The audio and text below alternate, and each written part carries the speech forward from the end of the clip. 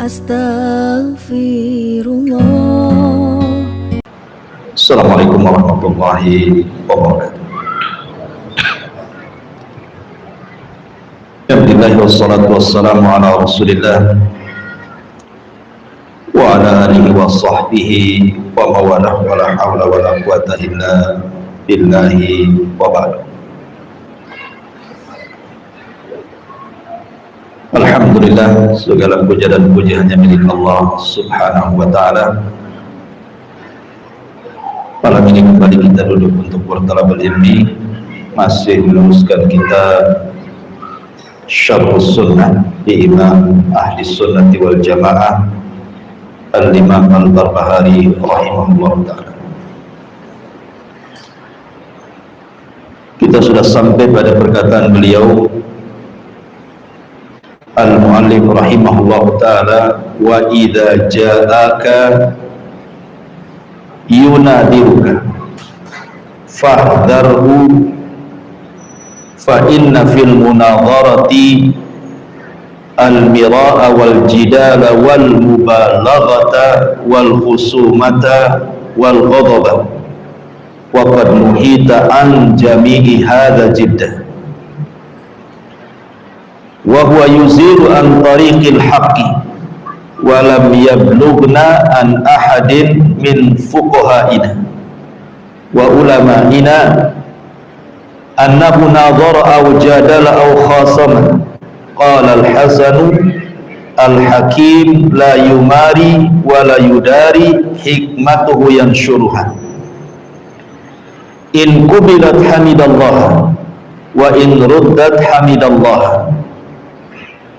وجاء رجل إلى الحسن فقال أنا أنادرك في الدين. قال الحسن أنا عرفت ديني فإن ضل دينك فاذهب فاطلبه.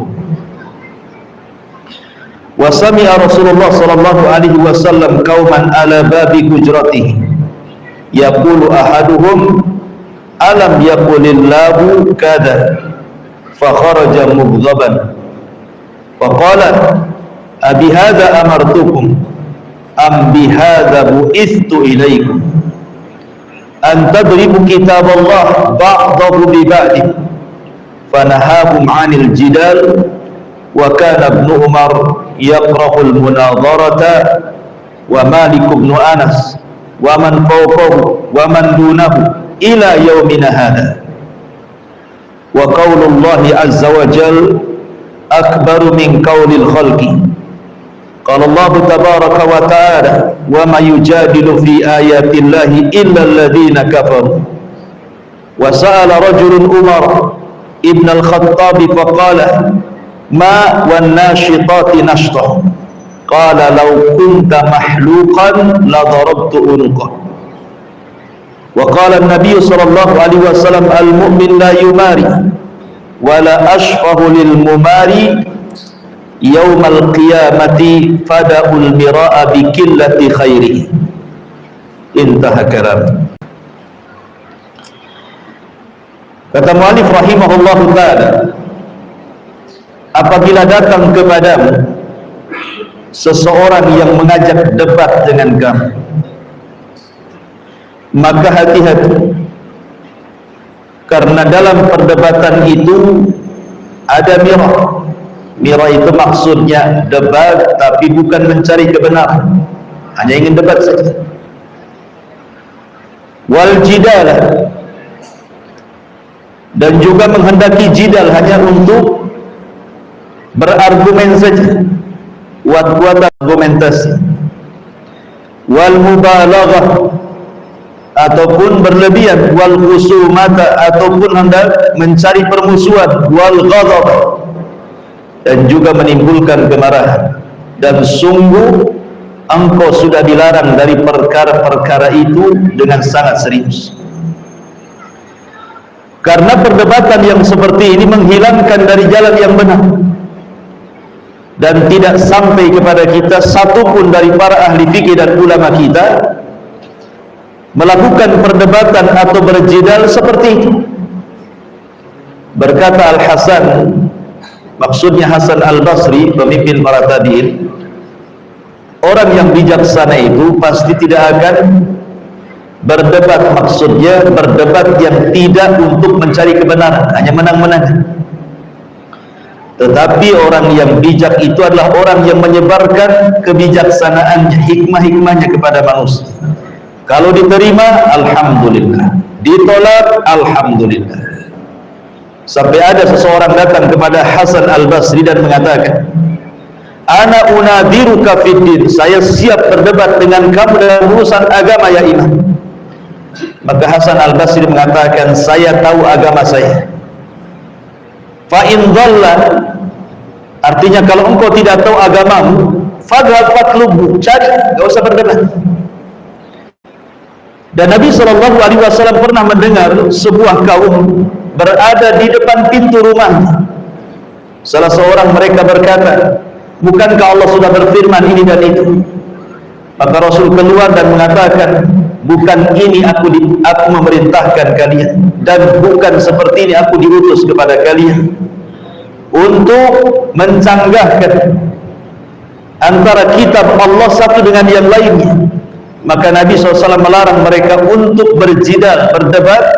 Bahkan Ibnu Umar memakruhkan perdebatan.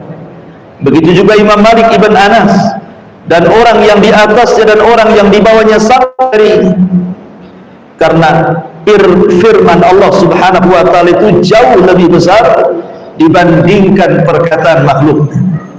Dan Allah Subhanahu wa taala berfirman, wa ma yujadilu fi ayatillahi illa alladziina kafaru, dan tidaklah seseorang berdebat pada ayat-ayat Allah kecuali orang-orang kafir.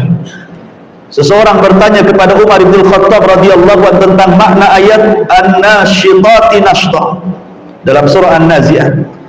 Maka Umar mengatakan, lau kunta mahlukan, kalau engkau kepalamu botak, maksudnya ciri orang Khawarij, suka membotakkan kepala, la darabtu uluq, sudah kupukul atau pukul leher, sudah kupenggal leher. Dan Nabi SAW bersabda, seorang mukmin tidak mungkin berdebat, dan saya tidak akan memberikan syafaat pada orang-orang yang suka berdebat pada hari kiamat. Maka manusia pun akan mendoakan kepada orang yang suka berdebat ini dengan sedikit kebaikan. Baik. Perkataan mu'alif rahimahullah ta'ala sini bicara tentang larangan al-mirah. Mirah itu artinya berdebat tetapi bukan untuk mencari kebenaran, hanya untuk menang-menangan. Inilah salah satu ujian bagi para thalabatul ilmi. Ujian para thalabatul ilmi di sini. Kalau ujian orang-orang awam dengan harta, mereka pikir itulah jalan kebahagiaan dengan harta, makanya mereka tidak ada hari kecuali otaknya duit saja. Pagi duit, siang duit, malam duit. Itu ujian orang-orang awam.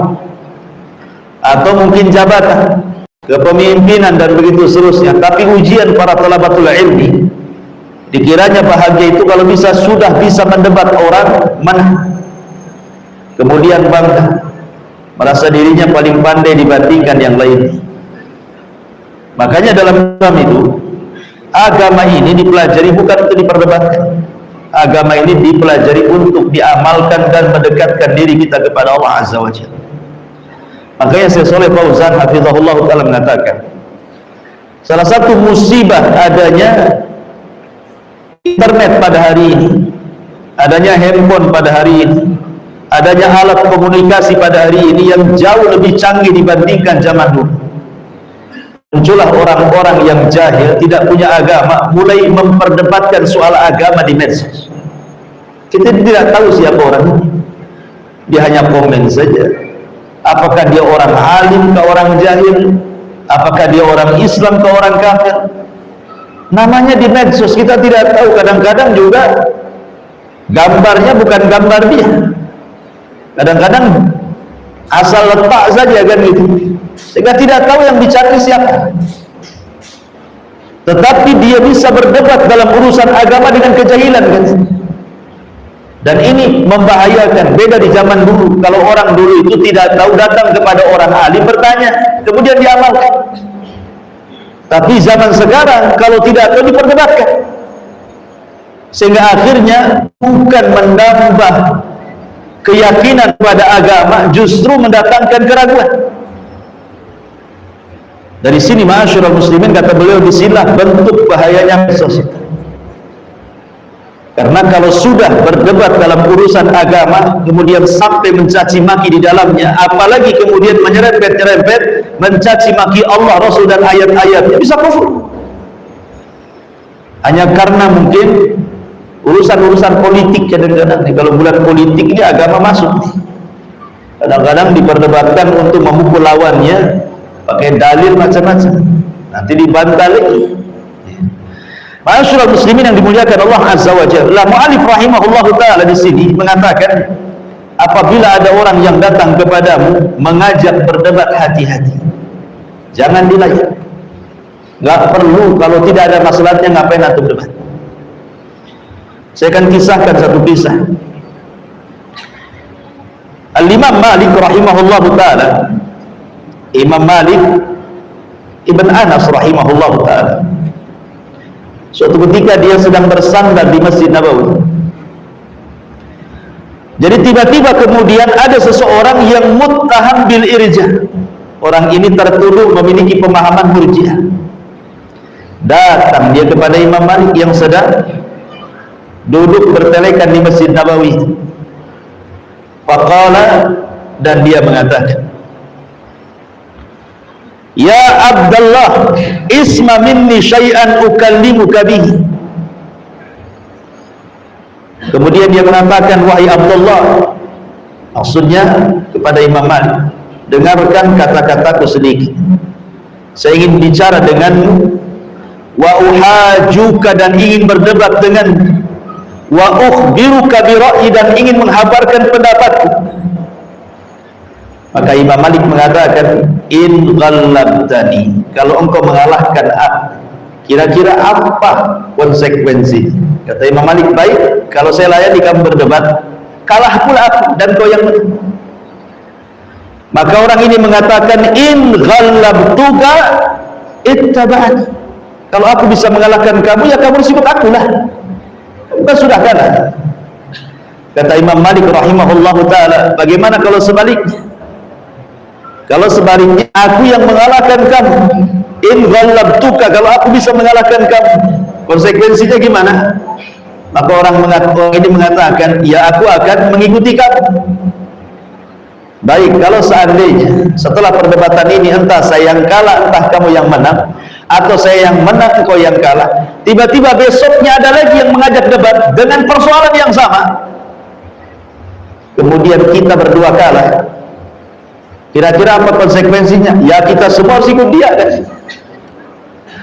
Maka Imam Malik rahimahullahu ta'ala mengatakan, ya Abdullah, ba'athallahu azza wa jalla Muhammadan sallallahu alaihi wasallam bidinin wahidin wa araka tantakil min dinin ila din.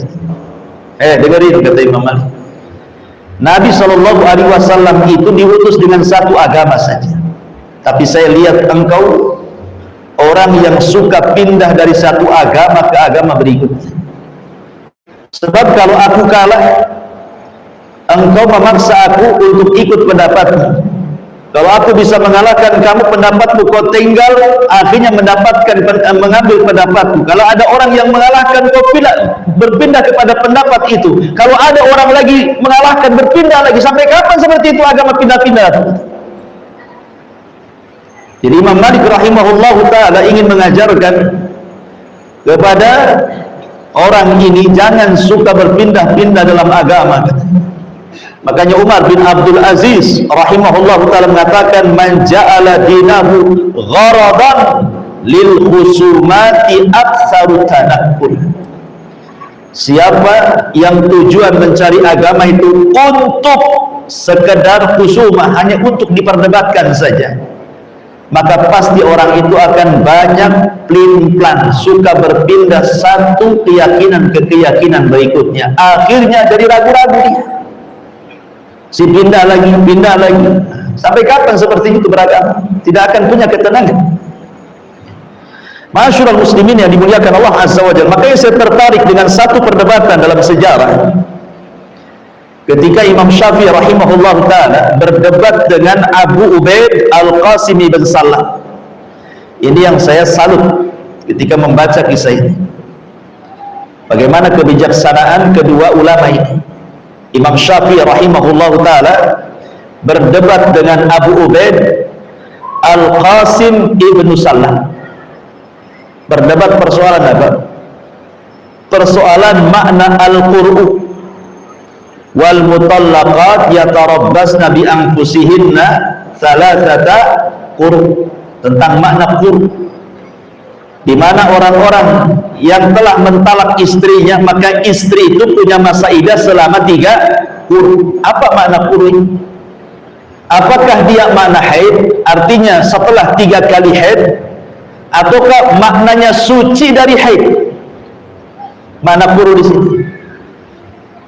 Berarti kalau diartikan haid, semata-mata sudah haid dan sudah ketiga kalinya haid, berarti wanita itu sudah lepas masa iddahnya, boleh nikah lagi, gitu maksudnya. Tapi kalau maknanya adalah bersih dari haid, berarti lama sedikit, ya, lama sedikit, mungkin bisa bertambah seminggu lagi, karena suci dari haid itu kan nunggu 1 minggu, berarti agak lama sedikit masa iddah, mungkin 1 mingguan lebihnya. Lah Imam Syafi'i rahimahullah ta'ala berpendapat bahwa qur' itu haid, tetapi Abu Ubaid Al-Qasim ibn Sallam ini memahami qur' di situ suci dari haid. Akhirnya berdebatlah kedua ulama dengan sangat sengit, masing-masing memberikan hujah dan alasan pendapatnya. Setelah mentok perdebatan itu, sudah tidak saling lagi memberikan hujah, maka Imam Syafi'i rahimahullah ta'ala tiba-tiba mengatakan, jazakumullah khairan, semoga Allah membalas dengan balasan yang baik kepadamu ya Aba Ubaid Al-Qasim ibn Sallam. Sesungguhnya selama ini aku ragu-ragu dengan pendapat, dan aku meyakini pendapatku yang paling kuat. Setelah berhujah dengan kamu, rupanya pendapatmu lebih kuat, aku ikut pendapat. Katanya Abu Ubaid Al-Qasim ibn Sallam, begitu juga diriku, katanya. Ketika aku berpendapat bahwa qur' itu maknanya bersih dari haid, itu sangat saya yakin ini pendapat saya yang paling kuat. Tapi setelah berdebat dengan kamu, saya lihat hujahmu lebih kuat, berarti aku ikut pendapatmu. Terbalik-balik juga. Tadinya Imam Syafi'i mengatakan qur' itu haid, jadi suci dari haid. Abu Ubaid pula yang tadinya berpendapat suci dari haid, mengatakan aku menguatkan pendapat yang haid, katanya. Subhanallah. Begitu para ulama. Ya. Jadi saling tukar pendapat jadinya. Kan enak kalau berdebat seperti ini, menghargai yang lainnya. Tapi begini kenyataannya, kalau saya berdebat nih dengan Caklis, momennya saya berdebat, menang pula Caklis ini. Saya dan ngakui saya kalah Caklis. Antum lebih kuat, kata Caklis. Alhamdulillah Ustaz sudah kembali kepada kebenaran. Subhanallah, bisa pula dia ngomong itu dengan bangganya. Orang sekarang kan tidak menghargai. Makanya Imam Syafi'i rahimahullahu ta'ala sampai mengatakan, Imam Syafi'i itu kalau dia hendak berdebat, selalunya Imam Asy-Syafi'i rahimahullahu ta'ala akan berdoa kepada Allah subhanahu wa ta'ala, semoga kebenaran itu ada pada lisan orang yang diajak debatnya. Jadi dia sholat 2 rakaat berdoa kepada Allah subhanahu wa ta'ala.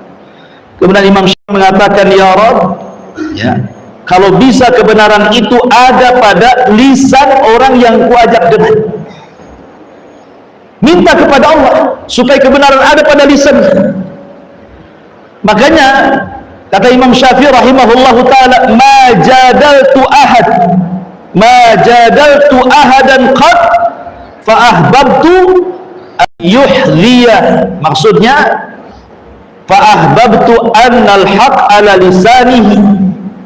Aku tidak pernah mendebat seorang pun kecuali aku sangat menginginkan kebenaran itu ada pada lisannya. Karena tujuan Imam Syafi'i berdebat itu untuk mencari faedah dari lawan debatnya, bukan untuk mengalahkannya.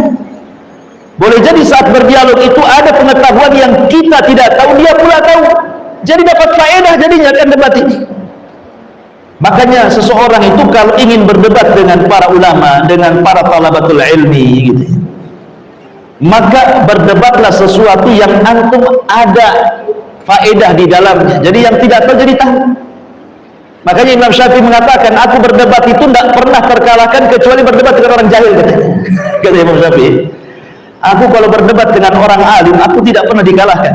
Tetapi kalau aku berdebat dengan orang jahil, dia pula yang mengalahkan aku, katanya. Kenapa? Karena orang jahil itu bukan untuk berdebat. Dia untuk hanya sekadar memenang-menangkan pendapatnya dengan kesombongannya, hanya memanas-manasi saja kan. Dia ngeyel bahasa kitanya. Sudah jelas salah itu masih ngeyel. Jadi apa faedahnya? Tinggalkan saja lah. Kalau memang tidak ada faedah dalam berdebat, buat apa? Makanya kenapa dalam Islam itu sangat dipuji dalam sebuah hadis, ana zaimun bi baitin fi rabadil jannah liman tarakal mirah. Aku akan menjamin rumah di tepian sorga bagi seseorang yang meninggalkan perdebatan. Kata Nabi, wa in kana muhiqqa, walaupun dia di pihak yang benar. Apalagi di pihak yang salah kan itu, di pihak yang benar saja lebih ditinggalkan kalau tidak ada manfaatnya. Dan mira itu sekali lagi bahasa Arab adalah dia berdebat hanya untuk mencari menang-menangan, bukan mencari kebenaran. Itu dalam bahasa Arab disebut mira namanya. Nah, kalau perdebatannya tujuannya untuk itu, sebaiknya antum jangan selesaikan, tinggalkan saja orang kayak gitu. Kenapa? Kata Syekh Shalih Fauzan hafizahullah taala, karena biasanya orang yang menang ataupun yang kalah sama-sama tidak ada faedahnya. Yang menang lama-lama dia akan meremehkan orang. Kita lihat orang-orang yang suka berdebat ke sana kemari, menantang orang, debat dengan saya, lama-lama ucap apa? Nampak kibernya, sombongnya. Direndahkan yang lain. Aku sudah berdebat dengan dia, ternyata dia tidak ada ilmu gitu. Mudahnya dia ngomong gitu. Mudahnya kayak itu, ternyata ilmunya kecil, sekolah tinggi-tinggi, doktor lah, ternyata nggak ada ilmunya. Mulai dia merendahkan. Boleh jadi yang diperdebatkan itu persoalan itu. Tidak semua urusan agama diperdebatkan kan? Boleh jadi mungkin dalam urusan ini dia kurang persiapan, karena tidak semua persoalan diperdebatkan kan? Beberapa minggu, berapa tahun urusan agama ini banyak, tapi karena sudah saling berdebat, akhirnya dia akan sombong, meremehkan orang ujung-ujungnya. Makanya dihindari, kalau bisa jangan dihindari. Apalagi kalau umpamanya sampai suudzon kepada orang. Seperti tadi umpamanya suudzon kan, alhamdulillah Abu Meros sudah kembali kepada kebenaran, berarti sebelumnya dia ada kesesatan. Sebelumnya dia sesat, berarti kembali kebenaran kan. Ya Allah, antum menuduh orang sesat jadinya. Nah, itulah di situ menunjukkan bahayanya perdebatan dalam agama ini kalau tidak ada faedahnya. Lah, di sini para ulama sampai mengatakan di antara bahaya-bahaya debat itu sampai juga disebutkan, pertama, al-jidalu sababu raf'il barakati wa dhihabul khairi. Debat ini menyebabkan terangkat berkah dan hilangnya kebaikan. Dulu Nabi SAW itu didatangi malaikat Jibril memberitahu tentang malam dan tanggal Lailatul Qadar. Sudah jelas malamnya, tanggalnya, karena Allah sudah memberitahu lewat Jibril. Senang Nabi.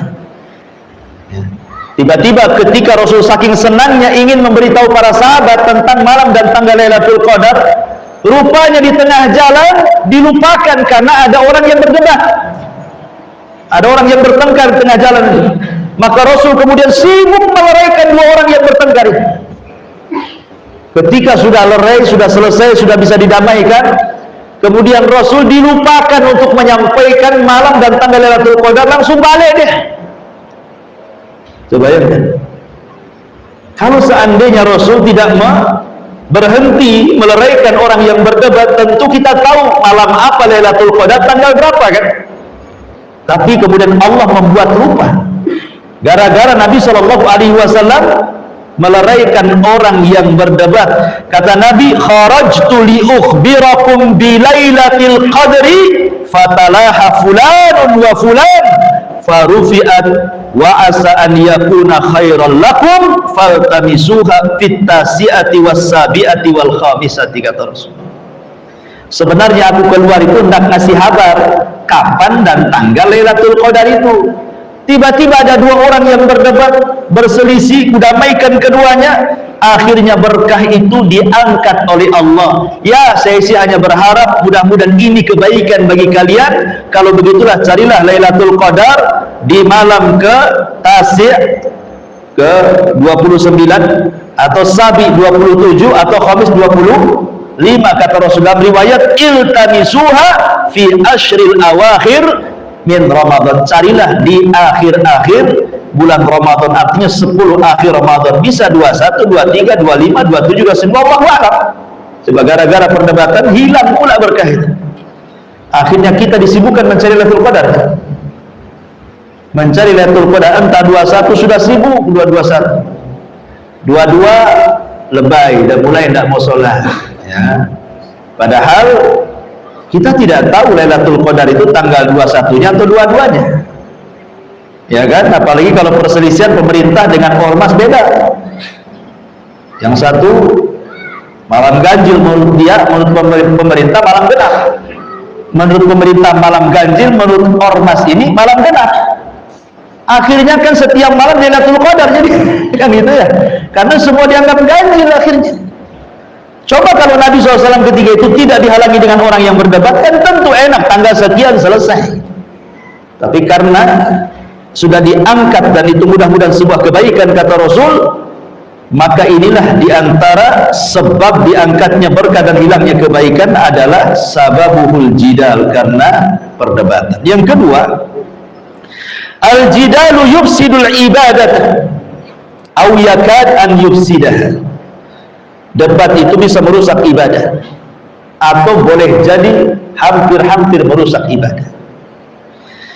Di dalam Al-Quran surah Al-Hajj Allah mengatakan, al-hajju ashhurum ma'lumah faman farada fihinna al-hajja fala rafasa wala fusuqa wala jidala fil hajji wa ma taf'alu min khairin ya'lamhu Allah wa tazawwadu fa inna khairaz zadi taqwa wattaquni ya ulil albab. Haji itu memiliki bulan-bulan yang sudah jelas. Maksudnya bulan haji itu dimulai dari Dzulqa'dah, Dzulhijjah, Muharram, itu disebut ashhur haji namanya, 3 bulan, Dzulqa'dah, Dzulhijjah, Muharram. Maka barang siapa yang diwajibkan kepada mereka haji, jangan rafas, mengeluarkan kata-kata yang lancang. Wala fusuk, jangan pula melakukan hal-hal maksiat. Wala jidal, dan tidak boleh jidal saat haji. Kenapa? Kata ulama tafsir mengatakan, karena jidal dalam haji, dalam pelaksanaan haji bisa membatalkan ibadah haji atau hampir-hampir membatalkan. Nah ini kan bahaya jidal, ya. Kalau tidak tahu tanya. Kemudian yang nomor 3 adalah al-jidal sababul halal. Jidal itu disebabkan atau menyebabkan kehancuran. Kata Nabi SAW, fa innama ahlaka man qablakum bi kathrati su'alihim wa ikhtilafihim ala anbiya'ihim. Hancurnya umat sebelum kalian itu karena terlampau banyak soal dan juga banyak menyelisih nabi-nabi mereka. Seperti apa? Jidalnya Bani Israel soal sapi betina yang diperintahkan Musa untuk disembelih untuk menyingkap sebuah pembunuhan, kan? Kata Musa, Allah perintahkan sembelih Baqarah. Tanya lagi, Baqarahnya kayak apa? Dijelasin Baqarahnya ada tua, ada muda. Tanya lagi macam mana warnanya. Dijelasin warnanya kuning pekat, nggak ada kuning yang lain. Kalau orang lihat senang. Tanya lagi, kami masih ragu-ragu, masih samar itu. Tolong lebih jelas lagi katanya. Apakah Baqarahnya itu sudah dipekerjakan atau belum dipekerjakan? Macam-macam. Akhirnya hampir-hampir mereka tidak bisa melakukannya. Hampir-hampir hancur mereka. Sebab kalau mereka tidak bisa melakukan adab, itu masalahnya. Hampir-hampir mereka diadab.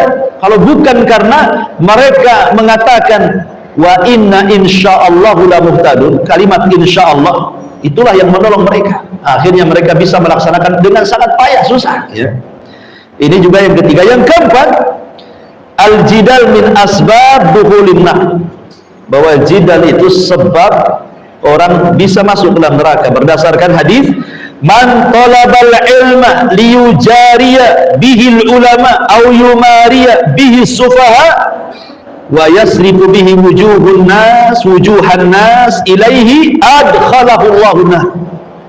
Siapa yang mencari ilmu hanya untuk mendebat para ulama atau untuk membodoh-bodohkan orang-orang jahil atau supaya manusia memandang dia bahwa dia ahli debat, maka siap-siap Allah masukkan dia ke neraka. Naudzubillah. Ya. Kemudian juga al-jidal itu sabab hurmanil ilmi, sebab diharamkan ilmu padanya.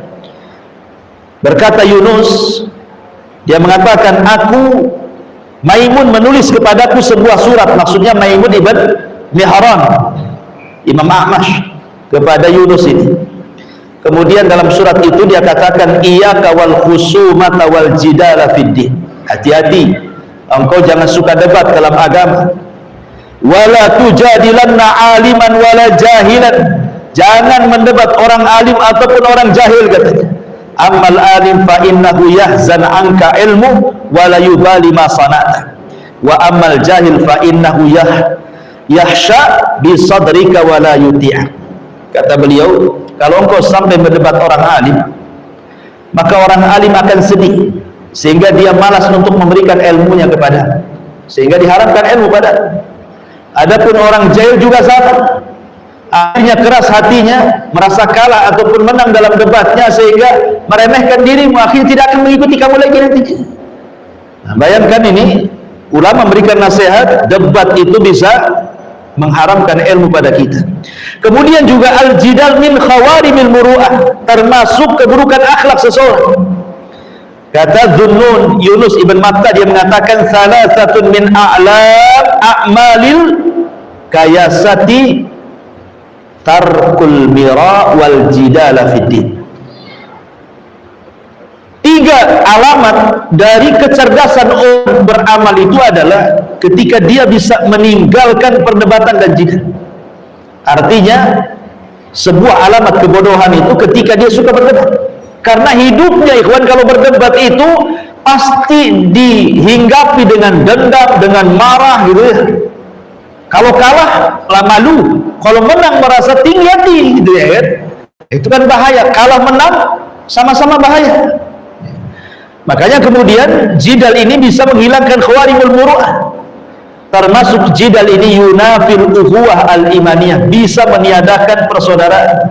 Akhirnya jadi dendam yang kalah, yang menang jadi meremehkan. Hilanglah persaudaraan di antara kaum muslimin. Termasuk jidal ini yurithul adawata wal baghdha, bisa mewariskan permusuhan dan juga dendam di antara kaum muslimin. Al-Imam Nawawi mengatakan, ma ra'aitu syai'an adhabu lid-dini wala anqas lil muru'ati wala adya lil ladzati wala athqalu lil qalbi minal khusumati. Dia berkata Imam Nawawi, aku tidak pernah melihat sesuatu yang lebih mudah menghilangkan agama orang, yang lebih mudah menghilangkan akhlak manusia, yang lebih menghilangkan kelezatan belajar, yang lebih memberatkan kepada hati sehingga hati banyak masalah, kecuali perdebatan gitu. Kenapa? Kalau orang sibuk berdebat, sibuk belajar, dia asik, yang diurus debat saja kemana-mana, lupa dia belajar kepada bab-bab yang lainnya kan. Nah, itulah kata Imam Nawawi rahimahullahu ta'ala. Ya, ini nasihat yang bagus sekali. Bahkan berkata Abdullah ibn Husain ibn Ali radhiyallahu anhu, al-mira'u ra'idul ghadabi fa akhzallahu aqlan ya'tika bil ghadabi. Jadi orang yang suka berdebat itu akan mengantarkan kepada emosi, maka Allah balas, akalnya akan penuh dengan kemarahan. Sementara Rasul mengatakan la taghdab la taghdab la taghdab, jangan marah, jangan marah, jangan marah. Sedikit sekali orang yang berdebat itu tidak marah. Jarang orang berdebat itu, jarang kita melihat dia tenang, slow, walaupun nampaknya dia baik-baik ketika debat, jadi garang jadinya. Ya, nampak tuh kegarangannya. Makanya kenapa kemudian para ulama salaf itu menghindar dari perkara-perkara seperti ini. Ketika di zaman Umar bin Khattab ada 2 orang yang berjidal di Masjid Nabawi, dilempar sama kerikil dan mengatakan, kau tidak mendengar sabda Nabi SAW, katanya. bahwa Allah Subhanahu wa taala berfirman, la tarfa'u aswatakum fawqa sautin nabi. Jangan kau angkat suaramu di atas suara Nabi. Ini masjid Nabi, keluar kamu. Umar bin Khattab. Ketika ada orang dari Syam datang ke kota Madinah mengacau, menabrak-nabrakan ayat satu dengan yang lainnya di pasar-pasar kaum muslimin, kedengaran sama Umar, dipanggil, ngapain kau berdebat dengan orang pasar? Berdebat dengan saya, katanya. Apa syubhatmu? Akhirnya dia mengatakan syubhatku ini, dijawab sama Umar bin Khattab. Sudah jelas, sudah wahai Amirul Mukminin. Ada lagi? Enggak ada. Kalau ada lagi, ambilkan tongkat, katanya. Kalau ada lagi saya akan pukul kepala. Berkeluar syubhatmu. Umar bin Khattab radhiyallahu anhu, ya. Makanya ma'asyiral muslimin yang dimuliakan Allah Azza wa Jalla, di sini mu'allif rahimahullahu taala mengatakan kalau ada orang yang datang kepadamu untuk mengajak debat, sebaiknya hindari. Kenapa? Karena biasanya perdebatan itu orang yang ngajak debat terkadang bukan ingin mencari kebenaran. Itu masalahnya. Kalau ingin mencari kebenaran pasti ikhlas dia debatnya. Nggak apa-apa kita berdebat dengan orang-orang yang ikhlas, yang mencari kebenaran. Jangan-jangan kita dapat manfaat dari dia. Tapi umumnya tidak seperti itu. Umumnya orang berdebat itu ingin menang-menangan. Kalau dia menang, bangga dia. Bahkan kemudian meremehkan yang lainnya, na'udzubillah. Makanya kata Hasan Al-Basri, tugas kita ini seorang yang bijaksana, cukup berdakwah, sebarkan kebaikan di tengah-tengah manusia. Kalau diterima, alhamdulillah. Tidak diterima, ya sudah. Selesai tugas kita ini. Makanya ketika ada seseorang datang kepada Hasan Al-Basri, kata Imam Barbari di sini, dan menantang, saya siap melayani kamu untuk berdebat, katanya. Hasan Al-Basri, padahal dia pemimpin tabi'in. Dia mengatakan, saya sudah tahu agamaku, tidak perlu berdebat lagi saya. Kalau kamu memang hilang agamamu, carilah, tidak usah berdebat. Kalau agamaku sudah tahu, nggak perlu debat saya. Biasa orang debat itu karena merasa ragu-ragu dengan agamanya, kan gitu. Saya sudah yakin dengan agama saya, ngapain berdebat lagi? Kalau agamamu merasa tidak yakin, cari di luar sana. Nggak mau debat, diusir sama Hasan Al-Basri. Ya. Bahkan Nabi SAW, kata Imam Barbahari, pernah mendengar ada orang-orang ramai bising di depan rumahnya, ada apa? Tiba-tiba kemudian salah seorang yang bising mengatakan, alam yakulillah kada wa kada rasul. Bukankah Allah sudah bersabda seperti itu? Ada yang mengatakan ini kisahnya Dzulkhuwaisirah, orang Khawarij yang mengatakan kepada Rasul, i'dil, adil wahai Muhammad, katanya, saat membagi ghanimah perang Hunain. Maka Rasul emosi, marah dan mengatakan, aku tidak memerintahkan untuk ini dan aku tidak diutus untuk seperti ini. Untuk saling berdebat kalian, apalagi mendebat Allah dan Nabi. Makanya di dalam hadis Nabi SAW, sampai Nabi SAW mengatakan dari Abi Umamah radhiyallahu an, ma dhalla qaumun ba'da hudan kanu alaihi illa utul jadal. Tidaklah sebuah kaum tersesat setelah mereka dapat petunjuk, kecuali dikarenakan berdebat. Coba bayangkan, setelah dapat petunjuk berdebat, akhirnya sesat, terkena syubhat. Maka kemudian Nabi SAW membacakan ayat, wa qalu alihatuna khairun amhum ma darabuhu laka illa jadalan bal hum qaumun khasimun. Dan mereka berkata, manakah yang lebih baik, Tuhan kami atau Tuhan India, maksudnya Isa? Mereka tidak memberikan perumpamaan itu kepadamu melainkan dengan maksud membantah-bantah saja. Sebenarnya mereka adalah kaum yang suka bertengkar, bukan untuk mencari kebaikan. Tapi kalau ada masalah besar dalam perdebatan, debat nggak apa-apa. Seperti apa? Ibnu Abbas minta izin sama Ali, ya Ali, izinkan aku akan temui orang-orang Khawarij. Aku akan debat dengan mereka. Ya, karena orang Khawarij batin. Ibnu Abbas minta izin sama Ali, kata Ali, jangan, nanti aku takut kemaslahatan, keselamatan dirimu. Kata Ibnu Abbas, nggak apa-apa, saya akan menyampaikan, diterima, alhamdulillah, ditolak juga nggak apa-apa, dan saya yakin mereka tidak akan membunuh. Maka Ibnu Abbas datang, mulai mendebat. Ada apa kali ini? Kenapa kalian keluar dari tentara Ali? Mulai mereka mengatakan 1, 2, 3 sampai berapa poin. Oh, kalau begitu bagaimana kalau ku jawab? Kemudian Ibnu Abbas menuju 1, 2, 3 jawabannya. Akhirnya separuh lebih dari Khawarij taubat, kembali kepada pasukan Ali. Nah, ini kalau perdebatan seperti ini kan senang nih. Habis debat, tobat kan itu. Ini habis debat kalah, nggak mau tobat. Besok kita debat lagi, kalau ini kalah besok kita debat lagi, debat lagi kalah, besok kita debat lagi. Sampai kapan kayak gitu? Jadi ma'asyiral muslimin yang dimuliakan Allah Azza wa Jalla, maka kata Rasulullah, aku tidak diperintahkan untuk itu dan aku tidak diutus untuk itu juga. Ma'asyiral muslimin, bahkan Ibnu Umar, kata Imam Barbahari, yakrahul munadharah, sangat membenci perdebatan. Bahkan Imam Malik ibn Anas, begitu juga orang yang di atasnya atau yang di bawahnya pun sama. Bahkan Imam Malik pernah mengusir orang yang bertanya tentang istiwa Allah, kan tidak ada faedahnya. Kata Imam Malik, ma'araka illa mubtadi, aku tidak lihat kecuali ku ahli bid'ah, keluar dari sini. Ada faedahnya. Ya. Kemudian kata Imam Malik, kata Imam Barbahari, kenapa para ulama itu memakruhkan berdebat? Karena qaulullahi azza wa jal akbaru min qaulil khalqi, karena firman Allah jauh lebih agung dibandingkan ucapan makhluknya. Kemudian beliau mencantumkan ayat surah Ghafir ayat 4, wa ma yujadilu fi ayatillahi illa alladziina kafaru, tidaklah dia berdebat pada ayat-ayat Allah kecuali orang-orang kafir. Artinya yang suka debat itu orang kafir, ya. Tahu kebenaran di depannya masih didebat, seperti orang-orang Yahudi tahu kebenaran tapi berdebat dengan Nabi SAW. Tahu dia seorang Nabi. Coba ketika Yahudi datang kepada Rasul, saya Muhammad, saya punya asilah pertanyaan, kalau engkau bisa menjawab memang kau seorang Nabi, tapi kalau tidak bisa menjawab kau bukan Nabi. Kata Rasul, apa soalannya? Disebutkan 1, 1, 2, 2, 3. Rasul menjawab satu-satu, benar jawabannya. Harusnya kalau mengikuti janjinya, kalau bisa menjawab akan mengikuti Nabi, dan kalau tidak bisa menjawab tidak akan mengikuti Nabi. Bukan Nabi bisa jawab, nggak mau ikut gara-gara apa? Oke, saya mau tanya wahai Muhammad, yang ngasih tahu jawaban itu siapa? Kata Rasul, Jibril. Oh, Jibril tidak bisa, Jibril musuh kami katanya. Jibril kena sasaran. Adapun Jibril, oh nggak bisa. Coba kalau Mikail yang ngasih tahu, kami ikut katanya. Intinya cari-cari alasan, bukan masalah Jibril atau Mikailnya.